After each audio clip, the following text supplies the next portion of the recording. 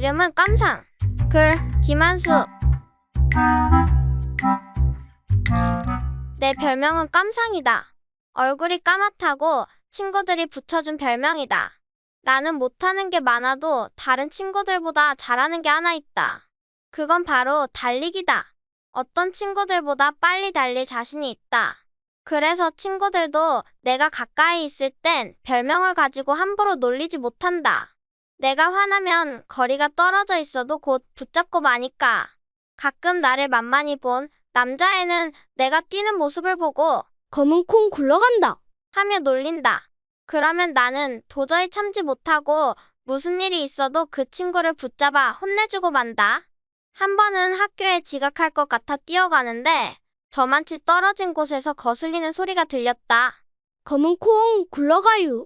돌아보니 어떤 남자애가 이죽거리며 놀리고 있었다. 가만히 있을 수 없었다. 야, 좋은 말로 할 때 사과해. 나는 점잖게 사과할 기회를 줬다. 검은 콩이 말도 해유. 하지만 남자애는 오히려 혀를 늘름 내밀고는 도망쳤다. 너 나처럼 깜상이 되고 싶어? 잡히면 깜상의 저주를 내린다. 학교에 늦는 것은 중요하지 않았다. 남자애를 쫓아가자 남자애가 걸음아 날 살려라 하고 달아났다. 하지만 내가 누군가? 기어이 붙잡아 저주를 내리려 하자 남자애는 그제야 울상을 지으며 미안하다고 용서를 빌었다. 멋모르고 놀리는 아이는 있었어도 두 번 놀리는 아이는 없었다. 그러다 내게 뜻밖의 일이 찾아왔다. 운동회가 있으면 그 주인공은 늘 나였다. 올 가을에도 어김없이 운동회가 벌어졌다. 그래서 반에서 선수를 뽑는데 아무도 나서려 하지 않았다. 나도 나서고 싶지 않아 조용히 고개만 숙이고 있었다. 그런데 왠지 모르게 따가운 눈길이 느껴졌다. 고개를 들어보니 담임 선생님과 친구들이 나를 바라보고 있었다. 순간 얼굴이 화끈거렸다. 잘못한 것도 없는데 죄인이 된 듯한 기분이었다. 그때 선생님이 내 이름을 불렀다. 깜상? 아니 소미야. 미안하지만 이번 운동회 때도 내가 실력 발휘 좀 해줘야겠다. 너밖에 믿을 사람이 없잖니? 선생님이 따뜻하게 말했지만 그 말은 명령에 가까웠다. 도무지 빠져나갈 길이 없었다. 학년이 바뀌고 학기가 바뀌어도 운동회 때만 되면 선수로 뛰어야 할 팔자였다. 올가을 운동회 때도 축구, 발야구, 100m 달리기, 계주에 모두 뛸 생각을 하니 숨이 가빴다. 하지만 선생님과 친구들의 기대를 저버릴 수 없었다. 나는 결국 네 하고 대답했다. 깜상아. 아니 소미야. 패스. 깜상. 나한테 주라니까. 축구 경기는 쉽지 않았다. 내가 공을 갖기만 하면 남자애들이 서로 공을 달라고 아우성이었다. 공을 달라는 것은 좋은데 내 별명을 부르는 것은 참을 수 없었다. 하지만 그렇다고 경기 중에 아이들을 혼내줄 순 없었다. 아이들은 내 속도 모르고 공을 달라고 보챘다. 자존심이 상했다. 차라리 나 혼자 하고 싶었다. 내가 공을 몰며 골문으로 차넣고 싶었다. 상대팀 골문 앞으로 무조건 뛰었다. 상대팀 수비수들이 많으면 골문을 향해 공을 뻥 찼다. 그런데 이상했다.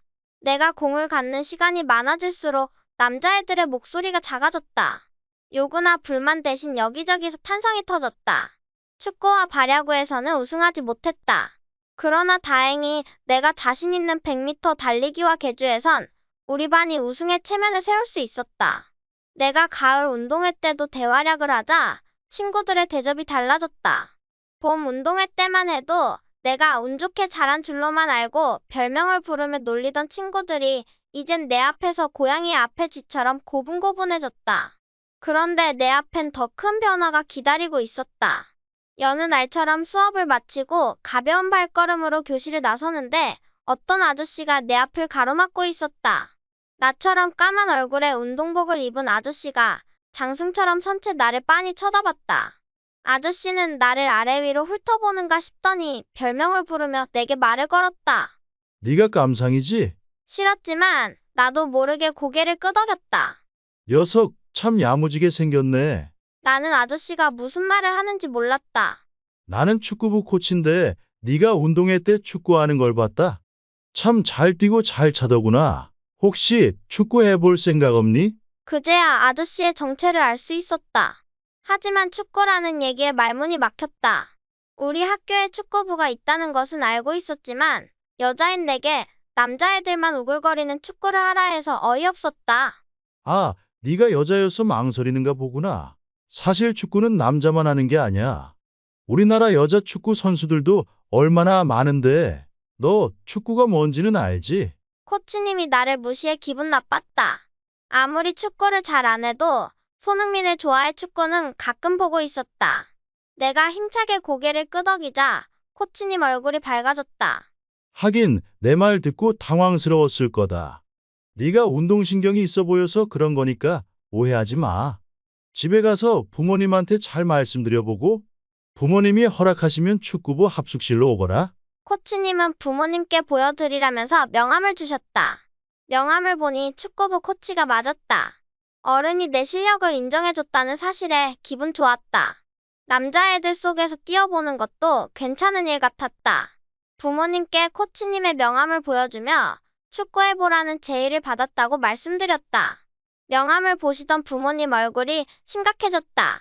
공부를 더 해도 모자랄 판에 계집애가 무슨 축구야? 엄마가 공부 얘기를 하자 기분이 우울했다. 아빠가 엄마 눈치를 봤다. 아빠도 축구를 좋아하지만 운동장에서 매일 축구를 하면 얼굴이며 피부며 더 까매질 텐데. 어쩌려고 그래? 그런데 아빠 말이 끝나기가 무섭게 엄마가 아빠에게 눈을 흘겼다. 축구할 시간이 있으면 차라리 공부하라고 해야지. 당신은 아빠가 돼가지고 남 얘기하듯이 해요? 요즘은 애들 소질이 있고 적성에 맞으면 일찍부터 연예인으로도 키우고 운동선수로도 키우는 시대잖아요. 몸도 건강해지고 키도 더 클 수 있으니 얼마나 좋아요. 하지만 아빠 목소리는 곧 엄마 목소리에 묻혔다. 그래도 운동은 안 돼요. 아직 초등학생이고 여자인데 무슨 축구람. 소미, 너는 축구가 얼마나 거칠고 힘든 운동인 줄 알아? 나는 엄마 말에 주눅이 들었다. 그야 하다 보면 스스로 깨닫는 거지. 벌써부터 애 기죽일 필요는 없잖아요. 소미, 너는 정말 축구하고 싶니? 아빠가 내 편을 들어주는 것 같아 힘이 났다. 하지만 엄마 목소리는 더 커졌다. 그러다 다치기라도 하면 어쩌려고요? 아무리 달리기를 잘한다고 해도 축구가 어디 달리기랑 같아요? 코치라는 사람은 멀쩡한 아이를 꼬드기기나 하고. 안 되겠다. 엄마가 전화해서 좀 따져야겠다. 엄마가 명함을 손에 쥐고 코치님께 전화하려 하자 아빠가 놀라며 엄마를 말렸다. 참, 당신도? 고치는 애가 소질이 있을 것 같아서 좋은 뜻으로 말한 거잖아요. 일단 소미 의사를 존중해 줍시다. 혹시 알아요? 나중에 지소연 같은 훌륭한 국가대표 선수가 될지? 우리나라에서 어디 남자 선수와 여자 선수 대접이 같아요? 저도 손흥민 같은 아들 있으면 축구 선수로 키우고 싶죠? 계집애는 계집애답게 키워야 한다고요. 엄마는 꼭 손흥민을 손흥민이라고 했다. 엄마, 아빠의 의견 차는 좁혀지지 않았다. 점점 갑갑하고 피곤했다. 그때 내게 좋은 생각이 떠올랐다. 그래서 중요한 선언이라도 하듯 부모님 얼굴을 똑바로 쳐다보고 말을 꺼냈다. 그러면요, 제가 축구부 선수들 가운데 가장 빠른 선수와 달리기 시합해서 지면 축구 안 하고 이기면 축구할게요. 허락해 주시는 거죠? 부모님은 내 말을 듣자 서로 얼굴을 쳐다봤다. 아빠가 엄마에게 눈짓으로 무슨 신호를 보낸 것 같기도 했다. 드디어 엄마가 입을 열며 내 제안을 받아들였다. 좋아. 대신 네 말에 책임을 지는 거다. 그야 당연하죠. 나는 축구 선수가 된 것처럼 기뻤다. 이제 달리기 실력만 제대로 보여주면 되는 일이었다. 축구부 합숙실로 가서 코치님을 찾았다. 코치님은 선수들에게 작전을 가르치고 있었다. 나를 본 코치님이 선수들에게 휴식 시간을 주고 내게 왔다. 내 뜻을 전하자 코치님 얼굴이 환해졌다. 영철아, 잠깐 이리 와봐라.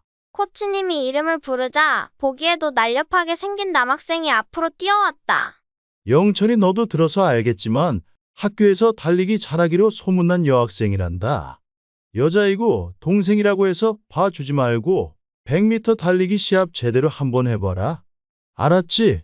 코치님의 당부를 들은 오빠가 열중시어 자세를 취하며 네. 하고 씩씩하게 대답했다. 오빠가 내 몸을 훑어보았다. 기분이 나빴지만 그만큼 오기가 생겼다. 오빠와 함께 100m 달리기 출발선에 섰다. 100m가 끝나는 지점에서 코치님이 깃발을 힘차게 내렸다. 나는 있는 힘껏 달렸다. 어느새 레인의 끝이 보였다. 뒤에서 쿵쿵거리는 발소리와 헉헉거리는 숨소리가 들릴 뿐 내 앞에는 아무도 보이지 않았다. 자, 오늘은 새 선수가 들어왔으니 공을 서로 주고받는 연습을 해보자. 코치님이 선수들을 빙 둘러보며 말했다. 우리는 서로 짝을 맞춰 거리를 두고 마주 섰다. 나도 동급생 남자애와 마주 섰다. 그런데 그 친구 표정이 떨떠름해 보였다. 처음에 나와 짝이 될 때부터 치!